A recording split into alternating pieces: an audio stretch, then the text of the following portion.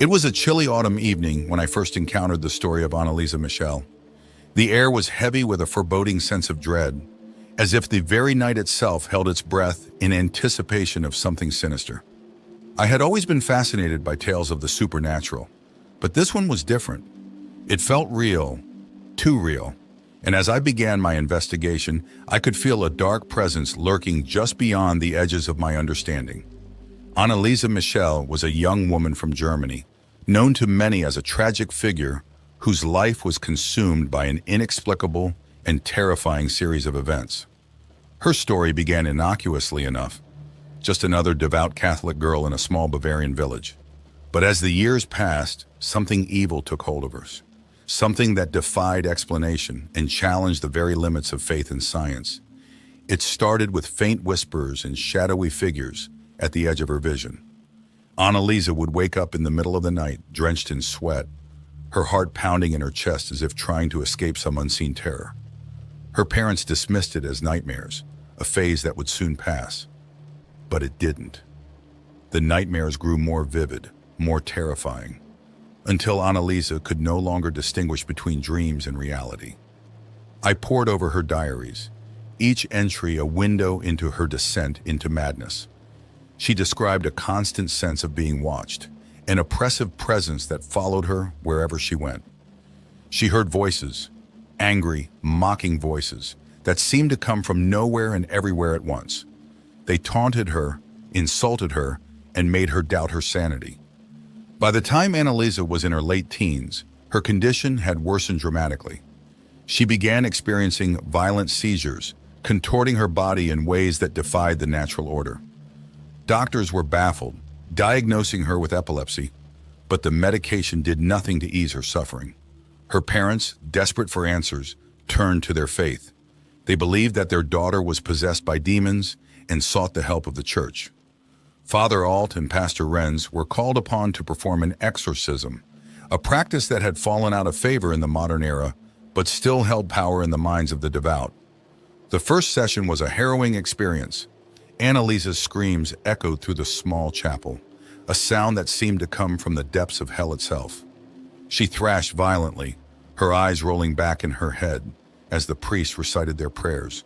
The exorcisms continued, each session more intense than the last. Anneliese would speak in tongues, voices not her own issuing forth from her lips. She spoke of dark things, blasphemies that chilled the blood and turned the stomach. The priests remained steadfast, convinced they were battling a force of pure evil. But as the weeks turned into months, it became clear that something was terribly wrong. I visited the Michel family home, a place that had become a living nightmare. The walls seemed to close in, the air thick with an unseen malice. Anneliese's room was a shrine to her torment, filled with religious icons and relics meant to ward off the darkness. But they had little effect. She was a mere shadow of her former self, emaciated and hollow-eyed, a prisoner in her own body. Her family was torn between hope and despair, their faith tested to its breaking point. They watched helplessly as their daughter slipped further into the abyss, her cries for help unanswered. It was clear to me that whatever plagued Anneliese was beyond the understanding of science or religion. It was something ancient, something malevolent that thrived on fear and suffering. One night as I sat in my study reviewing the exorcism tapes, I felt a chill run down my spine. The room grew cold, the shadows lengthening unnaturally. I could hear a faint whisper, barely audible, but enough to send a wave of terror through me. It was Anneliese's voice, pleading for release, begging for the torment to end. I looked around, half expecting to see her standing there. But I was alone, or so I thought. The next day I returned to the Michel home, determined to find answers. Anneliese was confined to her bed, too weak to move. Her eyes met mine, and in that moment, I saw a flicker of something. Recognition, perhaps, or a plea for help. She tried to speak, but the words came out garbled, a mix of German and Latin that made no sense.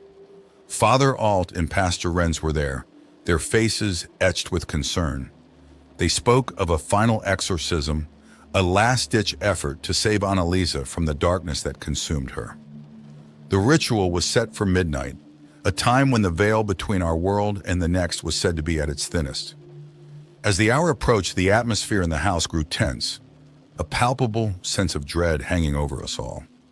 The exorcism began, the priests chanting their prayers with renewed fervor. Anneliese's body convulsed, her screams piercing the night. I watched in horror as her features twisted, her voice changing to that of a guttural, inhuman growl. She spoke of things no one should know, secrets buried deep within the annals of history. And then, just as suddenly as it had begun, it stopped. Anneliese lay still, her breathing shallow. The priests looked exhausted, their faith shaken but unbroken. We thought it was over, that we had won. But as I looked into Anneliese's eyes, I saw something that made my blood run cold. It wasn't over. Not by a long shot. As I peered into Anneliese's eyes, I saw something shifting beneath the surface. A malevolent presence lurking, waiting for the right moment to strike. Her lips moved, forming silent words, and I leaned in closer, straining to hear. "Help me," she whispered, her voice barely audible. My heart pounded in my chest. I turned to Father Alt and Pastor Renz, but before I could speak, a loud crash echoed through the room. The crucifix on the wall had fallen, shattered into pieces on the floor. The priests exchanged worried glances, their expressions grim. The house seemed to come alive with a palpable sense of dread. The temperature dropped sharply, our breath visible in the air. Anneliese's body stiffened, her eyes rolling back in her head. Suddenly, she was wrenched upwards, as if lifted by an invisible force. We stood frozen, unable to comprehend the horror unfolding before us. Father Alt stepped forward, clutching his crucifix tightly. "In the name of the Father, the Son, and the Holy Spirit, I command you to leave this child," he shouted, his voice strong despite the fear evident in his eyes. Anneliese's body convulsed violently, a guttural growl emanating from deep within her. Her hands twisted into unnatural positions, fingers splayed like claws. Her eyes, now black as coal, fixed on Father Alt with a hatred so intense it made my skin crawl. "She is ours," a voice hissed, reverberating through the room. "She will never be free."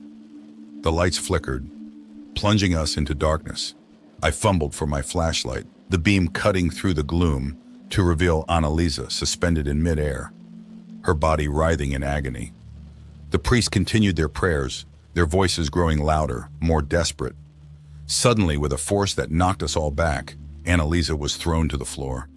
She lay still, her breathing ragged. For a moment, there was silence. Then a soft sobbing filled the room. It was Anneliese, her voice weak and broken. "Please," she begged, "make it stop." I knelt beside her, my hand trembling as I reached out to touch her. Her skin was cold, clammy. She looked up at me, tears streaming down her face. "They won't let me go," she whispered. "I'm so tired." Father Alt and Pastor Renz joined me, their faces etched with sorrow. "We will try again," Father Alt said softly. "We will not give up on you." Days turned into weeks, each exorcism more grueling than the last. Anneliese's condition deteriorated rapidly. She stopped eating, her body wasting away. Dark circles ringed her eyes, her once vibrant spirit now a mere shadow. The voices tormented her relentlessly, filling her mind with fear and despair. One evening, as I sat by her bedside, Anneliese grabbed my hand with surprising strength. "You have to end this," she pleaded. "They won't stop until I'm dead. You have to set me free." I was taken aback. "What are you saying?" I asked, my voice shaking. "They want my soul," she said, her eyes burning with intensity. "But they can't take it if I give it willingly. Please, you have to help me." I recoiled, horrified by the implication. "I can't. I won't." Her grip tightened. "Promise me," she demanded. "Promise me you'll help me end this." Torn between my duty to help her and the overwhelming fear of the unknown, I could only nod. The thought of losing her to this darkness was unbearable, but so was the idea of being the one to end her suffering. That night, as the priest prepared for what would be the final exorcism, the air was thick with tension. Anneliese lay motionless on the bed, her eyes closed, her face a mask of peace. For a moment, I dared to hope that perhaps this time it would work. Perhaps this time we would win. The ritual began, the priests chanting their prayers with a fervor born of desperation. Anneliese's body reacted violently, her back arching off the bed, her screams echoing through the house. I watched, helpless, as she fought against the unseen force that sought to consume her. And then, in an instant, it was over. Anneliese's body went limp, her eyes staring vacantly at the ceiling. The priests lowered their heads, their prayers faltering. I rushed to her side, my heart pounding in my chest. "Anneliese," I whispered, shaking her gently. "Please, wake up." Her eyes fluttered open, and for a brief moment, there was clarity. "Thank you," she said, her voice barely a whisper. "It's over." But as I looked into her eyes, I realized with a sinking heart that it wasn't her speaking. The darkness had not been banished. It had merely changed its form. Anneliese's lips twisted into a cruel smile, and the voice that spoke next was not her own. "You are too late," it said, the sound echoing in my mind. "She belongs to us now." A scream tore from my throat as the room around me seemed to collapse in on itself. The walls pulsed with a dark energy, the very air thick with malevolence. The priests attempted to continue their prayers, but their voices were drowned out by the cacophony of evil that filled the room. In that moment, I knew there was no saving Anneliese. She had been consumed, her soul taken by the darkness she had fought so valiantly against. The realization hit me like a blow, and I staggered back, unable to breathe. As the darkness closed in, I heard her voice one last time, a faint whisper that sent chills down my spine. "Help me," she pleaded, her voice filled with an agony that would haunt me forever. And then she was gone. The house fell silent, the oppressive weight lifting, but leaving behind a void that could never be filled. We stood there, shell-shocked, unable to comprehend the magnitude of what had just transpired. Father Auld and Pastor Renz, their faces lined with grief, said a final prayer for Anneliese's soul, hoping against hope that she would find peace in the afterlife. As I left the Michel home for the last time, I couldn't shake the feeling that something had followed me, a shadow that lingered just out of sight. The story of Anneliese Michel was one that would stay with me forever, a reminder of the thin line between this world and the next, and the horrors that lie just beyond the veil.